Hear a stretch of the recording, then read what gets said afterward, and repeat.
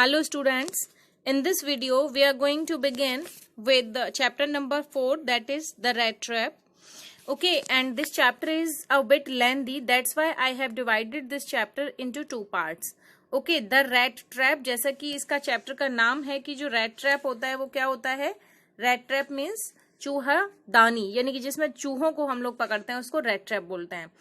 And the writer of this chapter is Selma Lagerlöf. She was a Swedish writer, and the stories which she wrote has been translated into many languages. Okay, let's begin and move towards the chapter. This is a very interesting chapter, you will see, and let's begin with me. Once upon a time, there was a man who went around selling small rat traps of wire. एक बार एक आदमी था जो कि अपनी red traps of wire की बनी हुई रेड ट्रैप्स को क्या करता था, सेलिंग करता था. ठीक है. And he made them himself, वो उनको खुद बनाता था at odd moments. Odd moments means whenever he was willing to make them, जब भी उसकी इच्छा होती थी बनाने की तब वो उन्हें बनाता था. And from the material he got by begging in the stores or at the big farms, and he used the material which he got from the stores and from the big farms, जहां से वो material उनको बनाने के लिए wires वगैरह उसको मिल जाते थे, वहां से वो उनको ले आता था. And he made them himself at odd moments. आगे देखते हैं, उनको जब भी उसको फुर्सत मिलती थी तब बना देता था. बट इवन सो, और इतना करने के बाद भी, लेकिन क्या बात थी कि जो बिजनेस था ना उसका वॉज नॉट स्पेशली प्रॉफिटेबल, वो प्रॉफिटेबल बिजनेस नहीं था. So he had to resort to both begging and petty thievery to keep body and soul together. देखिए, to keep body and soul together ये क्या है, एक इडियम है.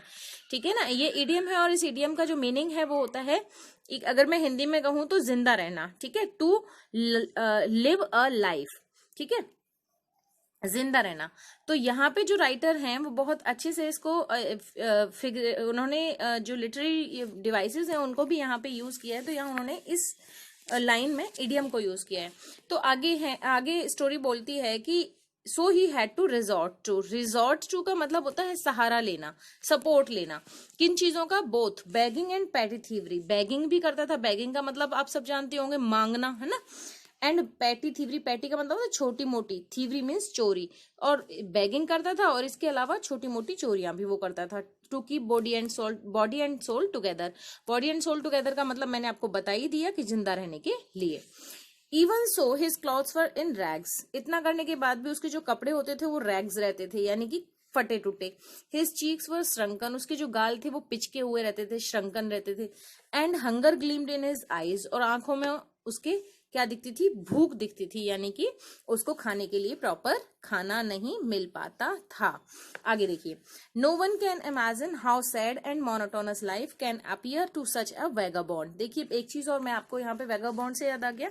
यहाँ पे जो रेड ट्रैप सेलर है, कौन है बेटा, रेड ट्रैप सेलर जो है, इसको वैगाबॉन्ड भी बोला है और इसको ट्रैम्प भी बोला है. क्या बोला है, ट्रैम्प, TRAMP. इसको ये तीन नाम दिए गए हैं, एक तो रेड ट्रैप सेलर, एक वैगाबॉन्ड, और तीसरा ट्रैम्प. ठीक है, तो जहां भी ये तीनों नाम आएंगे ये सब किसके लिए, रेड ट्रैप सेलर के लिए. आगे देखिए, so no one can imagine, कोई भी इमेजिन नहीं कर सकता कि कितना सैड और मोनोटोनस लाइफ स्पेंड करते होंगे ये वैगाबॉन्ड. ठीक है, वैगाबॉन्ड कौन होते हैं, जिनको हम हिंदी में घुमक्कड़ बोल देते हैं, जिनके खुद का कोई ठिकाना नहीं होता है. ठीक है, who plods along the road, जो कि प्लॉट्स करते रहते हैं. प्लॉट्स का मतलब होता है अपने वियरी वेज से, थकान भरे पैरों से रोड पे चलते रहते हैं. Who plods along the road, जो सड़कों पे चलते रहते हैं. Left to his own meditations, और अपने ही मेडिटेशन में लेफ्ट रहते हैं, अपने ही मेडिटेशंस में, अपने ही ध्यान में खोए रहते हैं. But one day this man had Fallon into a line of thought. लेकिन एक दिन क्या हो गया कि ये जो आदमी था, यानी कि जो रेड ट्रैप सेलर था, वो क्या हुआ उसके साथ में, दैट ही हैड फैलन, वो गिर गया. अब यहाँ पे फैलन तो वैसे गिरने के लिए यूज होता है, लेकिन डूब गया, और ऐसे भी नहीं कि पानी में डूब गया, मतलब विचारों में डूब गया. ठीक है, तो Fallon into a line of thought, विचारों में खो गया, आप ये कह सकते हो. एक दिन ये जो आदमी था, रेड ट्रैप सेलर जो था, वो विचारों में खो गया. और कौन से विचारों में खो गया, let's see. Which really seemed to him entertaining, और ये जो थॉट उसके माइंड में अभी आया ये उसको काफी एंटरटेनिंग लगा. ठीक है, he had naturally been thinking of his rat traps, वो नेचुरली अपने रेड ट्रैप्स के बारे में ही सोच रहा था. When suddenly he was struck by the idea that the whole world is, अब आगे करेंगे, वो सोच रहा था अपने रेट ट्रैप्स के बारे में, और अचानक ही वो एक आइडिया उसको उसके माइंड में आया कि ये जो होल वर्ल्ड है, जो पूरा संसार है, whole world about him, the whole world with its lands and seas and cities and villages was nothing but a big rat trap. कि जो पूरा संसार है including its lands, इसकी यानी कि जो धरती है, जमीन है, वो समुद्र, इसके शहर, इसके गांव, सब कुछ नहीं है, क्या है, एक बड़ा रैट ट्रैप है, एक बड़ी चूहेदानी है. It had never existed for any other purpose than to set bats for the people. अब ये जो रेट ट्रैप सेलर है, जो ट्रैम्प है, वो आगे बोलता है कि ये जो वर्ल्ड है ना, ये किसी दूसरी चीज के लिए एग्जिस्ट नहीं करता है, ये तो सिर्फ किसी दूसरे पर्पस के लिए एग्जिस्ट नहीं करता है, इसका तो सिर्फ एक ही पर्पस है, और वो पर्पस क्या है, सेट बैट्स, बैट्स सेट करना. ये जो वर्ड आया है बैट्स, BAITS, बैट्स, इसका मतलब होता है लालच की चीजें दिखाना. ठीक है, to see baits for the people, लोगों को लालच की चीजें दिखाना या ललचाना, अपनी तरफ आकर्षित करना, यही इसका क्या है, एकमात्र पर्पस है, कोई दूसरा पर्पस इसका नहीं है. आगे देखिए, आगे ये सोचता है ये rat trap seller, it offered riches and joys. Riches and joys का मतलब क्या होता है, आनंद, यानी कि लग्जरियस थिंग्स ऑफर करता है. शेल्टर एंड फूड देता है, घर देता है, खाना देता है, हीट देता है, एंड क्लॉथिंग्स देता है, exactly as a rat trap offered cheese and pork. जैसे कि एक रेट ट्रैप क्या ऑफर करता है, चीज ऑफर करता है, पॉर्क ऑफर करता है. चीज तो आप सब जानते ही हो, पॉर्क क्या होता है, ये पिग मीट होता है, पिग का जो मांस होता है उसको पॉर्क बोलते हैं. And as soon as anyone let himself be tempted to touch the bait, it closed in on him. और जैसे ही कोई अपने आप को क्या देता है, अलाउ करता है, ठीक है, anyone let himself to be tempted, जैसे ही कोई भी अपने आप को इसमें टेम्पटेड करता है, अपने आप को ललचाता है ना, बैट को टच करने के लिए, यानी कि इन चीजों को अचीव करने के लिए, इन वर्ल्डली और चीजों को अचीव करने के लिए, लग्जरियस आर्टिकल्स को, लग्जरियस ऑब्जेक्ट्स को अचीव करने के लिए, it close in on him, वो बंद हो जाता है, वो इसमें दब जाता है. यानी कि फिर तो वो क्या करता है, ये चीज भी अच्छी है, इसको भी ले लेता हूं, फिर और अर्निंग करता हूं, या फिर अर्निंग नहीं होगी तो दूसरे by evil means and by evil deeds वो काम करेगा. तो इस तरीके से क्या होता है कि वो ये जो वर्ल्डली रेट ट्रैप है उसमें फंसता चला जाता है. And then everything came to an end, और फिर सारी चीजें क्या हो जाती हैं, एंड हो जाती हैं, समाप्त हो जाती हैं, खत्म हो जाती हैं.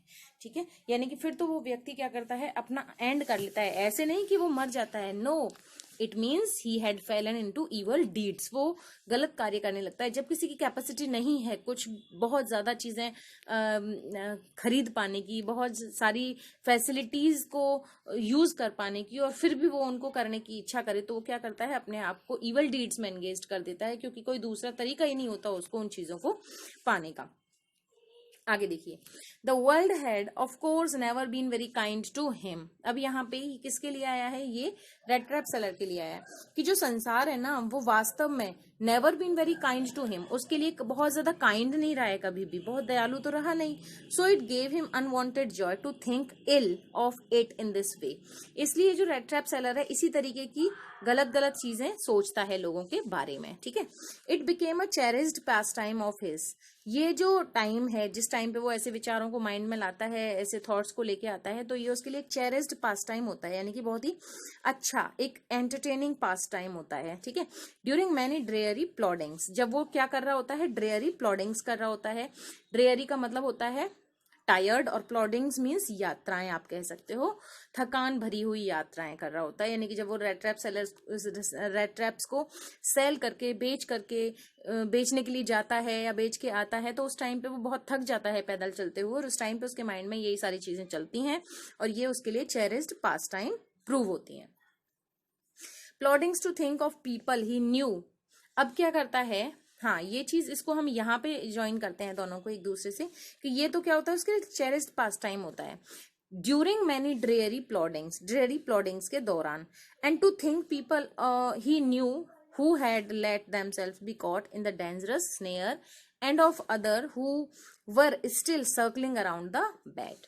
और वो उन लोगों के बारे में भी सोचता है जिनको वो जानता था, जिनको वो जानता था एंड जिन्होंने अपने आप को अलाउ कर दिया इस डेंजरस स्नेयर में फंसने के लिए, यानी कि इस जाल में फंसने के लिए, वर्ल्डली रेट ट्रैप में फंसने के लिए जिन्होंने अपने आप को अलाउ कर दिया, end of others who were still circling around the bed, और दूसरे लोगों को भी वो जानता है जो कि अभी भी क्या कर रहे हैं, सर्कलिंग कर रहे हैं उसी के चारों तरफ, किसके, बेड के चारों तरफ घूम रहे हैं, इन वर्ल्डली और फिजिकल चीजों को पाने के लिए इनके चारों तरफ घूम रहे हैं। जैसे कि एक रेट ट्रैप के चारों तरफ घूमता है, उस रेट ट्रैप के अंदर लगे हुए चीज और पॉर्क को खाने के लिए, ऐसे ही ह्यूमन बीइंग्स के लिए वो बोलता है कि इसी प्रकार से जो इंसान है वो भी अपनी लग्जरी की चीजों को पाने के लिए, अपनी जरूरत की और जरूरत से ज्यादा की चीजों को पाने के लिए क्या करता है, ईवल डीड्स को करना शुरू कर देता है, भले ही उसको खतरा ही क्यों ना हो। ठीक है, आगे चलते हैं। वन डार्क इवनिंग, अभी क्या होता है यहाँ पे, आगे चलते हैं। अब इस रेट ट्रैप सेलर के साथ में क्या होता है, देखिए, one dark evening as he was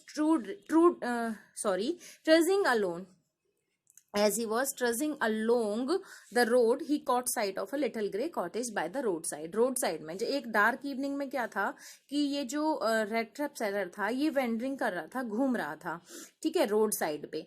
तो वहां पे अचानक से रोड के किनारे जो था, अलोंग द रोड, उसकी जो नजर थी, उसकी जो साइड थी, वो पड़ी किस पे, एक लिटिल ग्रे कॉटेज पे।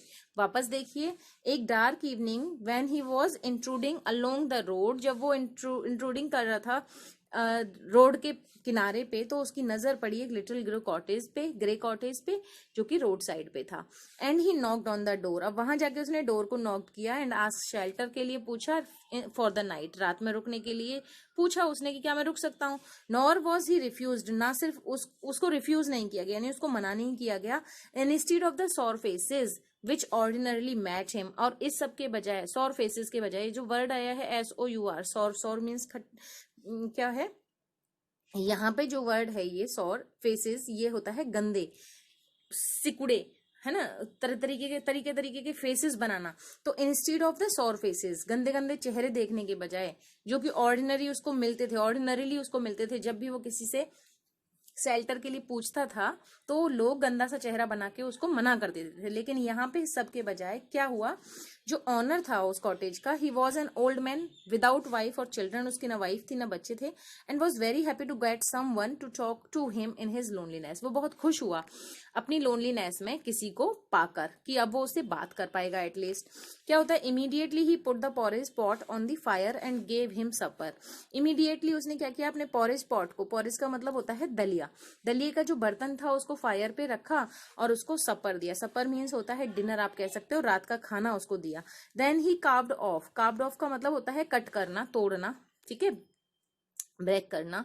तो carved off such big slice from his tobacco roll, अब उसने अपने टोबैको रोल से एक थोड़ा सा बड़ा सा जो पीस था वो कार्व्ड किया, दैट इट वाज एनफ, जो कि काफी था, for both stranger pipe and his own, यानी कि स्ट्रेंजर के लिए और उसके खुद के पाइप के लिए। पाइप का मतलब देखिए, यहाँ पे पहले आपने देखा होगा, पहले के जो लोग थे, बुजुर्ग लोग, वो हुक्का पीते थे, है ना, तो यहाँ पे वो स्ट्रेंजर्स पाइप जो वर्ड हुआ है वो उस हुक्के के लिए यूज हुआ है, और उस हुक्के में, उस पाइप में यहाँ पे टबैको को वो यूज करते थे आग के ऊपर। ठीक है, आगे चलते हैं।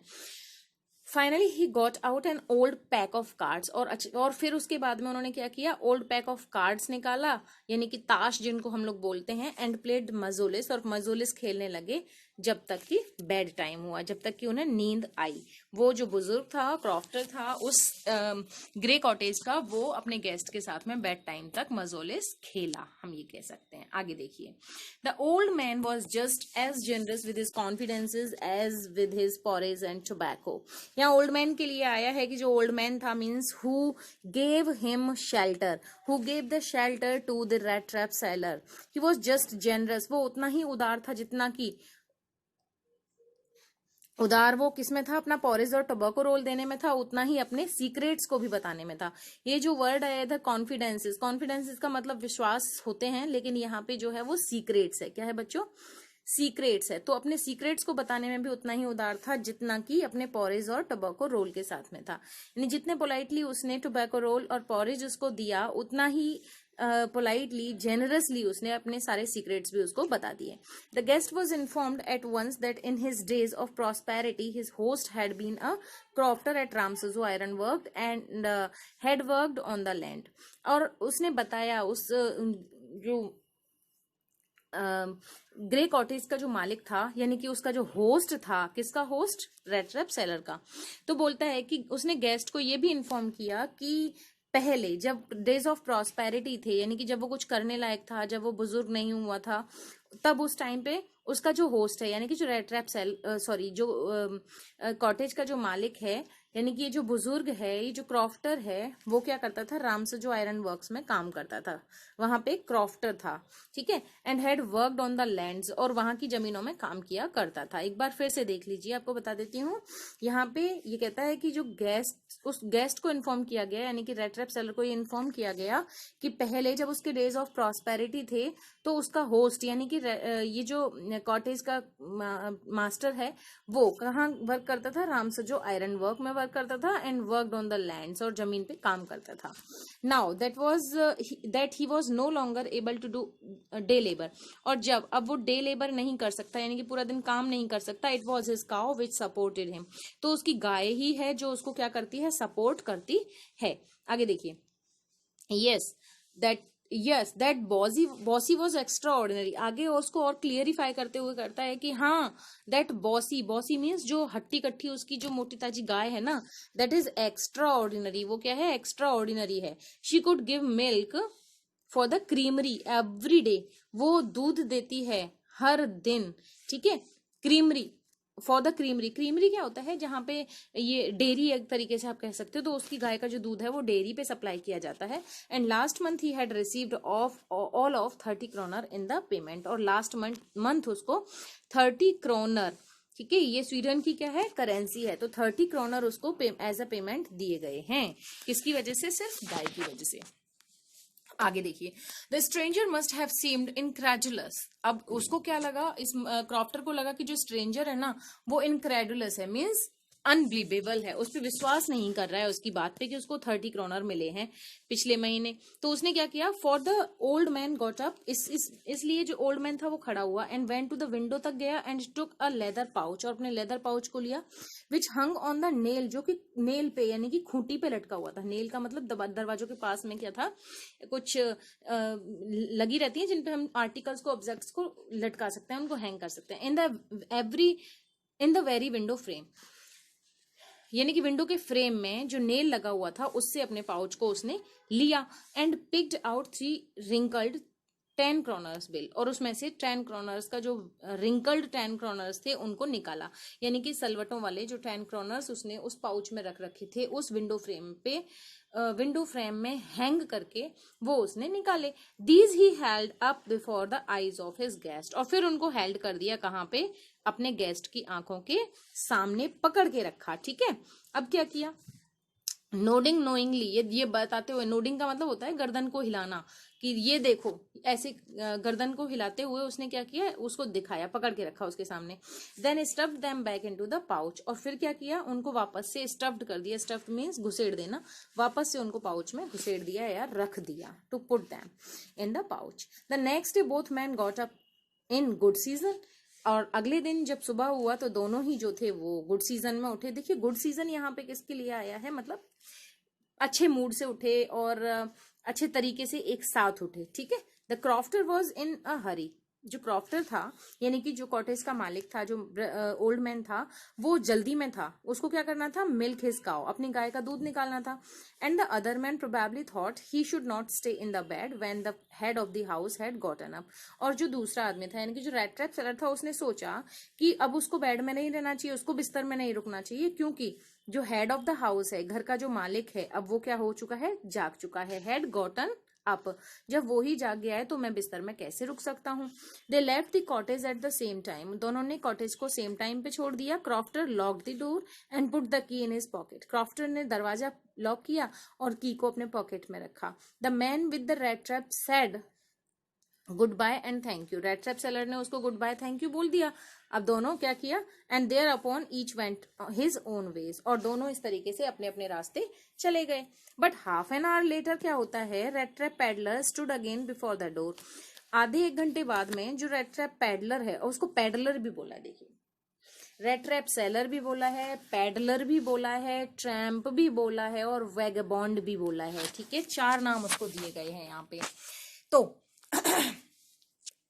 हाफ एन आवर लेटर क्या होता है, जो रेड ट्रैप सेलर है या रेड ट्रैप पैडलर है, वो वापस से उसके दरवाजे के सामने आके खड़ा हो गया। And he did not try to get in, उसने अंदर जाने की कोशिश नहीं की। किसने, रेड ट्रैप सेलर ने, या हम कहें पैडलर ने या ट्रैम्प ने, उसने अंदर जाने की कोशिश नहीं की। He only went up to the window, वो सिर्फ विंडो के पास तक गया। स्मैश्ड अ पेन, पेन का मतलब है यहाँ पे ग्लास यानी कि शीशा। ठीक है, तो उसने, स्मैश्ड का मतलब होता है बच्चों तोड़ना।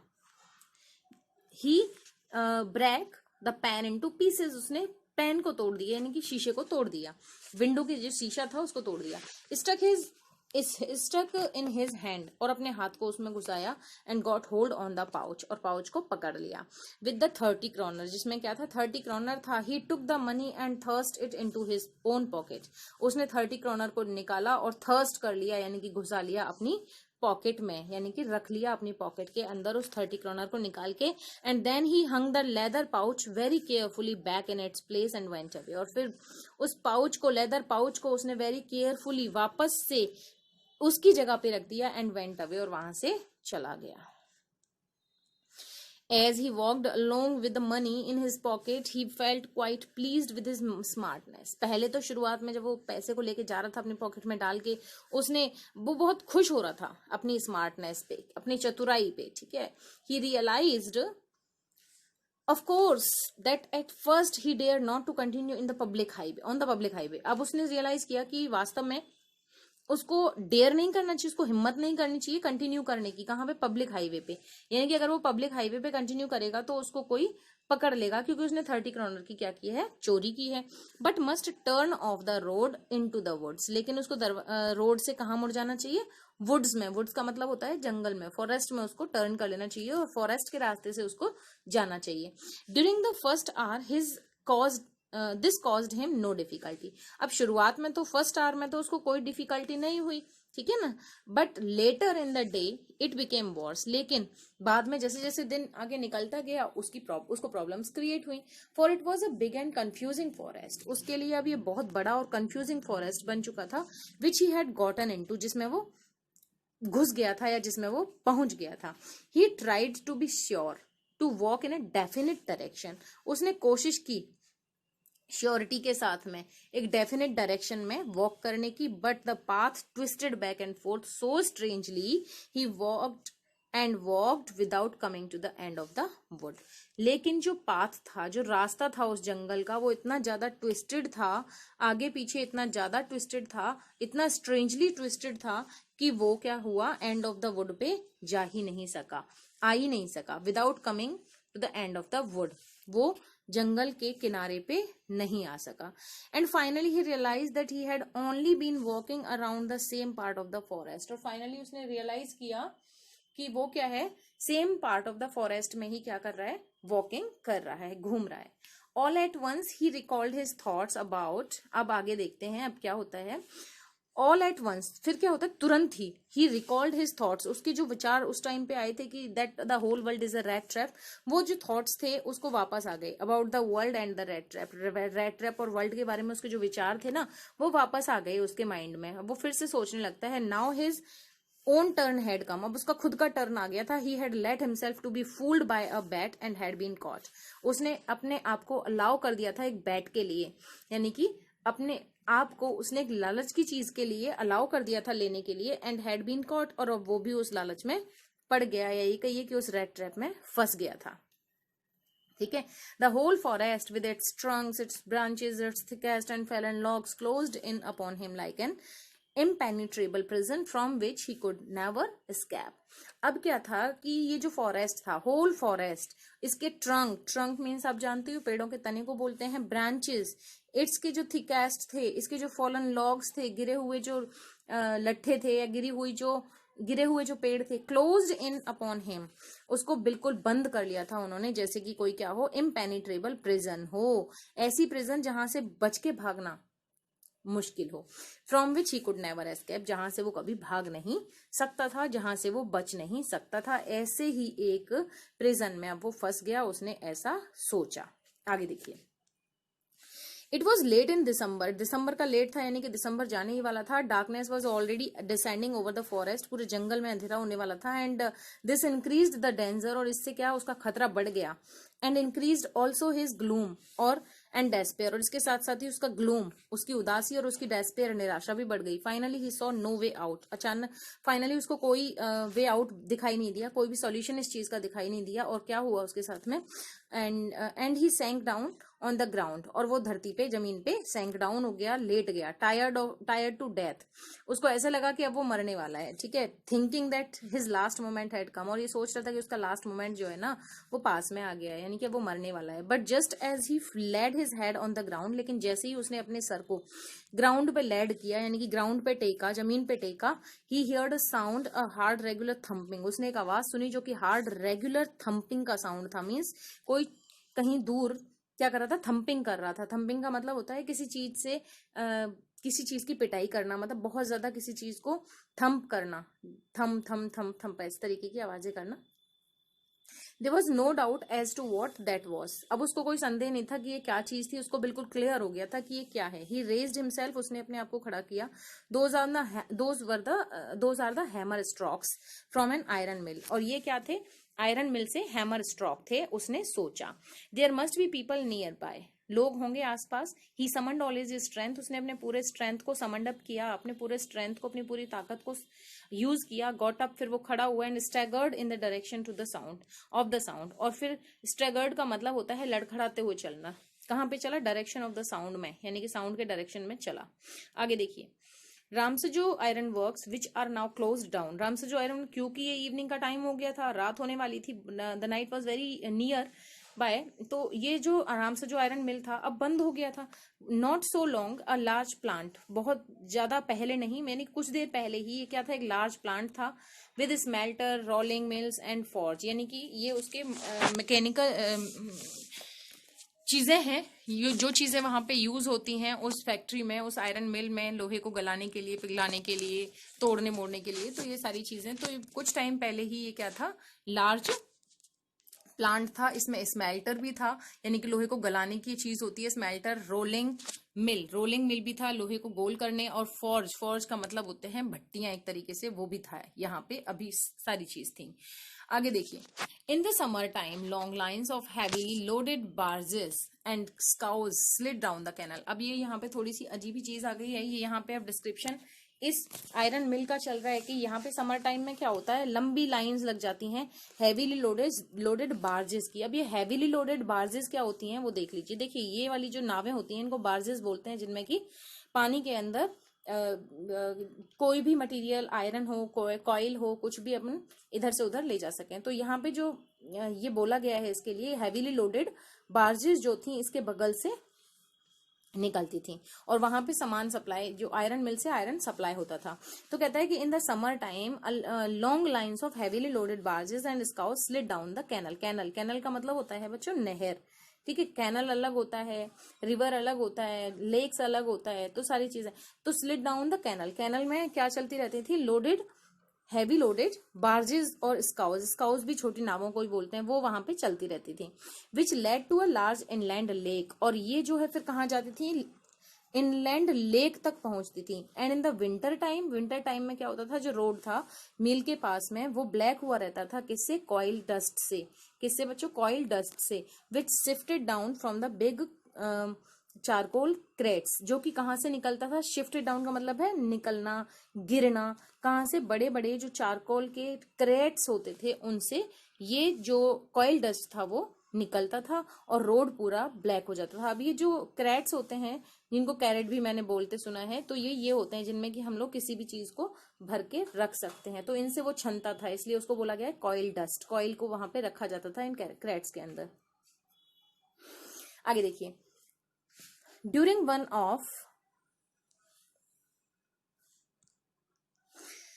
During one of the long dark evening, one of the long dark evening क्या होता है, just before Christmas the master Smith and his helper sat in the dark forge near the furnace waiting for the pig iron which had been put in the fire to be ready to put on anvil। देखिए थोड़ा लंबा sentence है यहाँ से लेके यहाँ तक, तो इसको अब आराम से देख लेते हैं हम लोग कि during one long dark evening, long dark evening थी, जस्ट बिफोर क्रिसमस से पहली रात थी, मास्टर स्मिथ और उसका जो हेल्पर था वो बैठे हुए थे डार्क फॉर्ज, फॉर्ज क्या है, एक अंधेरी कोठरी जिसको कहो, नियर द फर्नेस, फर्नेस के पास में, फर्नेस भट्टी होती है और फॉर्ज एक कोठरी को बोलते हैं, एक अंधेरी सी कोठरी में बैठे हुए थे।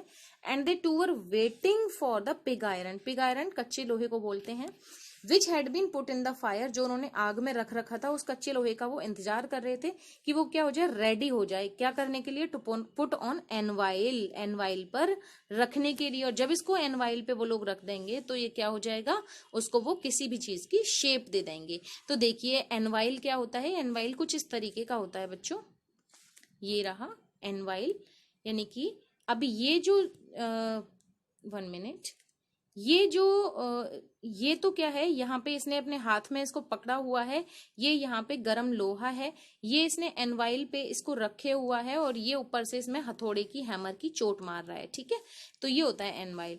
आगे देखिए, ठीक है, तो आगे देखो, एवरी नाउ एंड देन, अब क्या हुआ, every now and then one of them got up, उनमें से हर कोई, बार बार, नाउ एंड देन का मतलब होता है अगेन एंड अगेन, बार बार, उनमें से हर कोई भी दूसरा एक क्या कर रहा था, बार बार, got up to stir, stir का मतलब होता है हिलाना, मूव करना, the glowing mass with a long iron bar, एक लंबे आयरन बार से ग्लोइंग मास को, यानी कि उस गर्म होते हुए लोहे को स्टायर करता था, यानी कि हिलाता था, returning in a few moments, और थोड़ी ही देर में लौट जाता था, वापस जाके बैठ जाता था, दोनों पास में बैठ जाते थे। ड्रिपिंग विद पर्सिपिरेशन, पर्सिपिरेशन का मतलब होता है स्वेट, यानी कि पसीना, ड्रिपिंग मीन्स गीला होकर, और इतनी ही देर में वो पसीनों में गीला हो जाता था।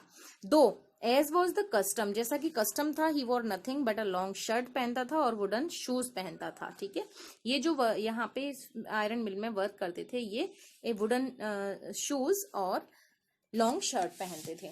क्या है, all the time there were many sounds to be heard in the forge, forge में पूरा टाइम काफी सारी साउंड सुनी जा सकती थी। द बिग बेलोज ग्रोन्ड, बेलो क्या होता है ये भी आप देख लीजिए, बेलो होता है बच्चों एक मैकेनिकल डिवाइस होती है, ये बेलो मैकेनिकल डिवाइस होती है that blow a strong current of air use to make a fire burn more fiercely और to sound a musical instrument. Bellow दो चीजें मान सकते हो, एक तो म्यूजिकल इंस्ट्रूमेंट की तरह आवाज करता है, ठीक है, दूसरा क्या होता है कि जब जहां पे आग जल रही होती है वहां पे ये इधर से, जैसे हम इसमें क्या कर रहे हैं, ब्लो कर रहे हैं, एयर ब्लो कर रहे हैं, तो ये इधर फर्नेस में जाके ये आग को क्या करेगी, तेज करेगी, तो दैट इज कॉल्ड अ बेलो, ठीक है। इसका कुछ यहाँ पे जो बेलो यूज होती थी वो कुछ इस टाइप की थी, इसमें ये लोग इसको, इसके दोनों चीजों को, इनको दबाते थे, तो यहां से जो एयर होती थी वो इस पाइप के थ्रू फर्नेस के अंदर जाती थी, तो वो बेलो उसको करता है, यानी कि बेलो करता है वहां पे जाके। आगे देखो, फिर से देखिए इस लाइन को, द बिग बेलो ग्रोन्ड, बेलो जो थी ये वाली जो चीज थी ये ग्रोन्ड करती है, ग्रोन्ड का मतलब ऐसे कराना होता है, ये कराती नहीं है, लेकिन जब इसको यूज किया जाता है तो इसमें से कुछ आवाजें निकलती हैं, तो उन आवाजों को क्या बोला है, ग्रोन्ड बोला है, ठीक है। The big bellows groaned and the burning coal cracked, और जो कॉइल उसमें वो डालते थे फर्नेस के अंदर वो क्या करता था, क्रैक्ड होता था, यानी कि चटकता था। The fire boy shovelled charcoal into the maw of the furnace with a great deal of clatter, और जो वहां पे जो फायर बॉय था वो शॉवल करता था, शॉवल का मतलब होता है झोंकना, यानी कि फेंकना, चारकोल को इनटू द मो, MAW मो, जैसे मान लीजिए ये एक फर्नेस बनी हुई है, ये इसमें से आग जल रही है, तो यहाँ पे इस चीज को बोलेंगे मो, तो यहाँ होके ये उसमें क्या कर रहा है, जो बॉय है वो उसमें उसके मौ में, ये जो जगह हो गई इसको पेट बोला जाता है, फर्नेस का पेट, पेट को क्या बोलते हैं, फर्नेस के पेट को, जहां पे ये चीजें भरी जाती हैं करने के लिए, उसको मो बोलते हैं। तो और फिर ये जो चारकोल है वो क्लैटर कर रहा है, ठीक है। आउटसाइड यहाँ पे बहुत ज्यादा ओनोमोटोपोइया जो फिगर्स ऑफ स्पीच है वो यूज हुई है, क्रैक्ड है ना, रोड, क्लैटर। तो इन सारे वर्ड्स में कौन सा फिगर्स ऑफ स्पीच है, ओनोमेटोपोइया है। आगे देखिए, आउटसाइड रोड द वाटरफॉल, और उसके जो फॉर्ज है उसके आगे या उसके बाहर जो है वो वाटरफॉल है, यानी वहां पे पानी बह रहा है। And a sharp north wind ripped the rain against the brick tiled roof. और आगे क्या है कि शार्प नॉर्थ से जो विंड आ रही है, बहुत तेज जो हवाएं चल रही हैं, वो रिप्ड कर रही हैं। रिप्ड का मतलब होता है एक तरीके से धकेलना, रेन को, बारिश को धकेल रही हैं। कहाँ पे धकेल रही हैं भाई, ब्रिक्ड टाइल्ड का जो रूफ है उनका, जो टाइल्ड रूफ है उनका, जो छत बना हुआ है उस फॉर्ज का, उस पे धकेल रही है, यानी कि वो भी आवाजें कर रही हैं। नॉर्थ से जो विंड बहुत तेजी से शार्पनेस के साथ आ रही है, वो बारिश को धकेल रही है और बहुत टाइल्ड रूफ पे तेजी की आवाजें कर रही है। आगे देखिए, it was probably on account of all this noise that the blacksmith did not notice that the man had open the gate and entered the forge. अब क्या होता है, और इसी वजह से it was probably on account of all this noise, इसी सारी आवाजों की वजह से जो ब्लैक स्मिथ था वहां पे अंदर, आयरन मिल के अंदर में जो ब्लैक स्मिथ था, जो लोहार था, उसको नोटिस नहीं किया उसने, वो नोटिस नहीं कर पाया कि कोई आदमी ने दरवाजे को यानी कि गेट को खोला है और वो फॉर्ज में एंटर कर गया है। Until he stood closed up to the furnace, जब तक कि वो फर्नेस के बिल्कुल पास में नहीं आ गया, यानी कि ब्लैक स्मिथ के बिल्कुल पास में नहीं आ गया, तब तक वो नोटिस नहीं कर पाया कि किसी ने एंटर किया है फॉर्ज के अंदर। Surely it was nothing unusual for poor vagabonds without any better shelter for the night to be attracted to the forge by the glow of light escaped through the sooty panes and to come into warm themselves in front of furnace। अब देखिए, थोड़ा लेंदी फिर से sentence है। Surely it was nothing unusual, बिल्कुल भी, निश्चित रूप से बिल्कुल भी अनयूजुअल नहीं है किसी भी पुअर वैगबॉन्ड के लिए। अनयूजुअल मीन्स असामान्य नहीं है, ठीक है, मतलब साधारण सी बात है ये, बिल्कुल किसी भी पुअर वैगबॉन्ड के लिए, किसी भी घुमक्कड़ इंसान के लिए, विदाउट एनी बेटर शेल्टर, जिसके पास में बेटर शेल्टर ना हो रहने के लिए रात को, तो वो क्या करेगा, वो तो अट्रैक्ट होगा ही किससे, ऐसे फॉर्ज से जहां से उसको ग्लो ऑफ लाइट दिखेगा, जिसकी है ना, जो क्या करेगा, सूटी पेन्स से होके। सूटी पेन्स का मतलब होता है ये कहीं भी जो पेन्स होते हैं, मैंने पहले भी बताया था, पेन्स का मतलब होते हैं ग्लासेस यानी कि शीशे, और सूटी का मतलब होता है ब्लैक ग्लासेस यानी कि काले शीशों के अंदर से जहां से उसको क्या मिलेगी, लाइट की चमक दिखेगी, तो वो उधर ही अट्रैक्ट होगा, कि उसको लगेगा कि यहाँ पे कोई है और मुझे रहने के लिए, रात को सोने के लिए जगह मिल जाएगी। And to come in the warm themselves in front of furnace, और वो जरूर आएगा अपने आप को वार्म करने के लिए, किसके सामने, फर्नेस के सामने, फायर के सामने, ठीक है। आगे देखिए, the blacksmith glanced only casually and indifferently at the intruder. जो ब्लैक स्मिथ था उसने नजर डाली, उसने दृष्टि डाली किस पे, उस इंट्रूडर पे। इंट्रूडर किसको बोला है यहाँ पे, फिर से रेड ट्रैप सेलर को बोला है इंट्रूडर भी, ठीक है। तो एक बार आप लोग ध्यान से देखिए थोड़ा सा, मैं फिर से एक बार इसको इसके सारे नाम आपको बता देती हूँ। पहला तो है इसका रेड ट्रैप सेलर, ठीक है बच्चों, red trap seller question paper में किसी भी तरीके से आ जाए, ठीक है। तो रेड, आप ये मत करना कि मैंने तो ये इंट्रूडर पढ़ा ही नहीं था। रेड ट्रैप सेलर था, वेगाबॉन्ड था,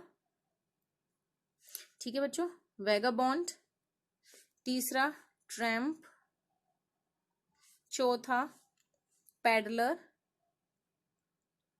और अब हम अपने को क्या मिला, इंट्रूडर। पांचवा क्या है, इंट्रूडर। तो इन सारे नामों को आपको याद रखना है, क्योंकि एग्जाम में किसी भी नाम से वो पूछ सकता है इसके रिगार्डिंग कोई भी क्वेश्चन। तो आप कंफ्यूज मत होइए कि पैडलर मैंने नहीं पढ़ा, मैंने तो वेगाबॉन्ड नहीं पढ़ा, कौन है इसमें वेगाबॉन्ड, मैंने तो ट्रैम्प ही नहीं पढ़ा, रेड ट्रैप सेलर तो चलो पता है, इंट्रूडर कौन था मुझे नहीं पता, ठीक है। तो आप ये ध्यान रखिएगा। आगे देखिए, आगे है कि तो ब्लैक स्मिथ जो था उसने क्या किया, ओनली कैजुअल ग्लैंस डाली उस पे, एक जनरल सी उसने दृष्टि डाली उस पे, है ना, indifferently at the intruder. Intruder कौन है, रेड ट्रैप सेलर को जरा सी थोड़ी सी नजर से ब्लैक स्मिथ ने देखा ही नहीं, उस पर ज्यादा ध्यान नहीं दिया। He looked the way people of his type usually did. And वो बिल्कुल वैसा ही दिख रहा था जैसे कि उस तरीके के लोग, यानी कि वेगाबॉन्ड जो हैं, जो रेड ट्रैप सेलर हैं, जो गरीब लोग हैं, जैसे दिखते हैं वो वैसा ही दिख रहा था। विद अ लॉन्ग बियर्ड था, डर्टी और रैग्ड उसके कपड़े थे। With a bunch of red traps dangling कर रहा था उसके चेस्ट पे। बंच बंच मीन्स क्या होता है? गुच्छा रेड ट्रैप्स का। डेंगलिंग मीन्स लटकना, लटका हुआ था उसके चेस्ट पे, आगे की तरफ रेड ट्रैप्स का जो था वो पूरा बंच उसके लटका हुआ था। अब क्या होता है, he asked permission to stay. अब वो स्टे करने के लिए वहां पे परमिशन लेता है ब्लैक स्मिथ से। And the master blacksmith noted a haughty consent. Haughty consent का, हॉटी का मतलब होता है घमंडी या घमंड से भरी हुई, ठीक है। और कंसेंट होता है स्वीकृति देना, एग्रीमेंट करना, ठीक है। क्या होता है? स्वीकृति देना या एग्री कर जाना। तो घमंड से भरी हुई, हाँ हाँ हाँ हाँ ठीक है, कुछ इस तरीके से बोलना। ठीक है, तो जो मास्टर ब्लैक स्मिथ है, अब वो रात को उसको क्या कर देता है? हॉटी कंसेंट दे देता है, यानी कि घमंड से भरी हुई स्वीकृति दे देता है, without honouring him with a single word. उससे कोई शब्द नहीं पूछता है, उससे कुछ पूछता नहीं है, तुम कौन हो, कहां से हो, कुछ नहीं। आगे देखिए, द ट्रैम्प। अब यहाँ पे ट्रैम्प वर्ड पहली बार पैडलर के लिए आया है, रेड ट्रैप से लगे। The tramp did not say anything. Tramp ने भी कुछ भी नहीं कहा। Either he had not come there to talk but only to warm himself and sleep. वो वहां पे बात करने तो आया नहीं था, वैसे भी वो तो अपने आप को गर्म करने, वार्म करने और वहां पे सोने के लिए आया था। In those days the Ramsjo iron mill was owned by a very prominent iron master. उन दिनों में जो रामसजो आयरन मिल था उसका मालिक कौन था? एक प्रोमिनेंट आयरन मास्टर था। प्रोमिनेंट का मतलब होता है बच्चों वेरी फेमस, ठीक है, फेमस आयरन मास्टर था। Whose greatest ambition was to ship out good iron to the market. जिसकी एम्बिशन क्या थी? जिसकी ग्रेटेस्ट इच्छा थी, एम्बिशन मीन्स महत्वाकांक्षा, इच्छा थी, जिसकी बहुत बड़ी इच्छा थी शिप आउट करना, मतलब माल भेजना टू द मार्केट, बाजारों में। गुड आयरन मतलब अच्छा आयरन का सप्लाई करना, शिप आउट करना, अच्छे आयरन को शिप आउट करना, बाहर भेजना मार्केट में। यानी कि ऐसा नहीं कि घटिया किस्म का या किसी दूसरे तरीके का अपना प्रॉफिट के लिए, नहीं। ग्रेटेस्ट एम्बिशन था उसका शिप आउट करने का गुड आयरन मार्केट के अंदर। He watched both night and day to see that the work was done as well as possible. उतना काम जितना होना चाहिए उतना काम हो रहा है कि नहीं, तो वो इस चीज को देखने के लिए डे एंड नाइट वहां पे आता रहता था। And at this very moment he came in to the forge on one of his nightly round of inspection. और अब इस वक्त वो रात को फॉर्स में आया था एक और अपने नाइटली राउंड पे इंस्पेक्शन करने के लिए एक और राउंड लगाने वो फॉर्स में आया था। अब क्या हुआ? Naturally the first thing he saw was the tall ragamuffin who had eased his way so close to the furnace that steam rose from his wet rags। अब ये रेगामफिन, टॉल रेगामफिन भी आया है उसी के लिए। किसके लिए? रेड ट्रैप सेलर के लिए। तो वो पहली चीज उसने जो देखी वो क्या देखी? वहां पे टॉल रेगामफिन, यानी कि एक लंबा चौड़ा लंबा तगड़ा इंसान वहां पे पड़ा हुआ है। Who had aged his way so close, जो कि बिल्कुल उसके दरवाजे या ये कहिए उसके रास्ते में ही है, टू फर्नेस के रास्ते में ही लेटा हुआ है। और वो इस तरीके से कि स्टीम जो है, जो भाप है वो निकल रही है उसके गीले कपड़ों से, ठीक है, उसके गीले कपड़ों से भाप निकल रही है। The iron master did not follow the example of the black Smith. Iron master जो था उसने ब्लैक स्मिथ के एग्जाम्पल को फॉलो नहीं किया, यानी कि जिस तरीके से ब्लैक स्मिथ ने कोई ध्यान नहीं दिया था उस पैडलर पे, रेड ट्रैप सेलर पे, वैसे उसने नहीं किया।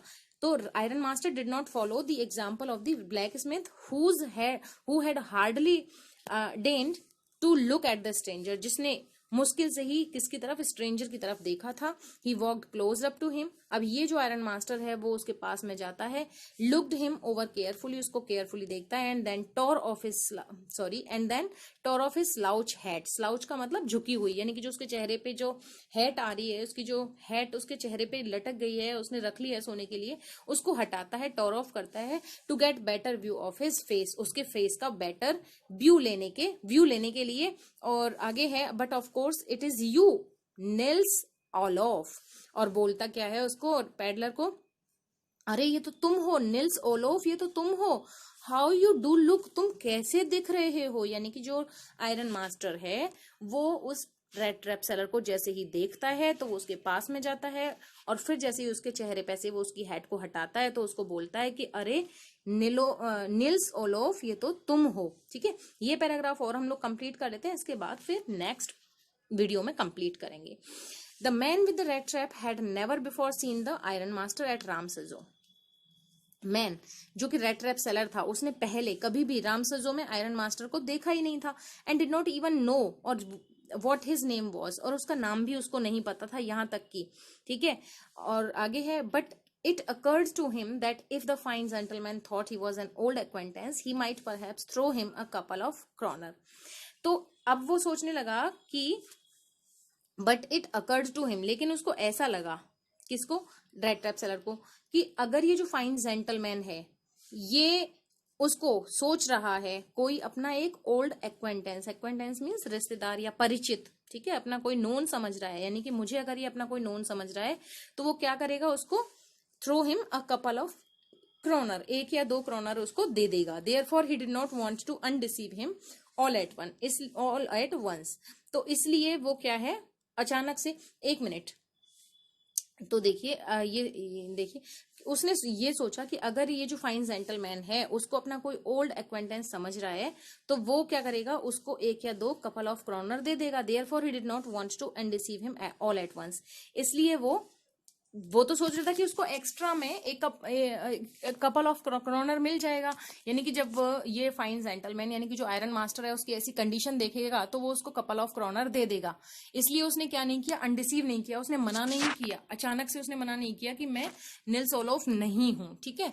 Yes, God knows things have gone downhill with me, he said, उसने फिर क्या कहा उसने आयरन मास्टर को कि हाँ, गॉड नोज, भगवान जानता है कि चीजें कितनी मेरे साथ में कितनी डाउनहिल हो गई, कितनी गड़बड़ हो गई, यानी कितनी परेशानियां मेरे सामने आ गई, ये तो भगवान जानता है। अब इसको चलो थोड़ा सा और है, इसको भी देख ही लेते हैं हम लोग, नेक्स्ट पेज से कंप्लीट करेंगे फिर।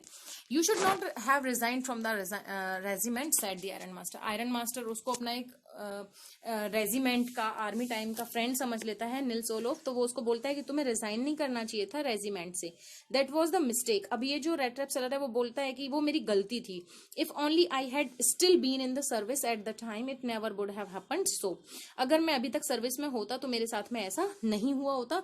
Well now of course you will come home with me, अब आयरन मास्टर उसको बोलता है कि ठीक है, अब तुम मेरे साथ मेरे घर में चलोगे। आगे देखो, to go along up to the manor house, manor का मतलब होता है बच्चों सामंत, तो ये कौन था, ये जो आयरन मास्टर था वो सामंत भी था, यानी कि एक तरीके से जमींदार भी था। तो to go along up the manor house and be received by a owner like an old regiment comrade, that however did not please the tramp. अब यानी कि किसी मैनर के घर में जाना, ठीक है, और किसी रेजिमेंटल कॉमरेड की तरह उसको रिसीव होना, अपने आप को रिसीव होना, वो बिल्कुल भी ट्रैम्प को अच्छा नहीं लगा, did not please the tramp, ये बात उसको बिल्कुल भी अच्छी नहीं लगी, यानी कि अब वो आयरन मास्टर के साथ जाना नहीं चाहता था, जैसे ही उसने बोला कि आज अब तुम मेरे घर चलोगे। सो स्टूडेंट्स, इसके साथ ही हम लोग अपने इस वीडियो में आज यहीं तक ही कंप्लीट करेंगे, नेक्स्ट वीडियो में इसका जो अगला पार्ट है उसको कंप्लीट कर देंगे। Thanks a lot for watching this video, I hope कि आपको समझ आ गया होगा, अगर आ गया है तो इसको लाइक शेयर और सब्सक्राइब जरूर करें।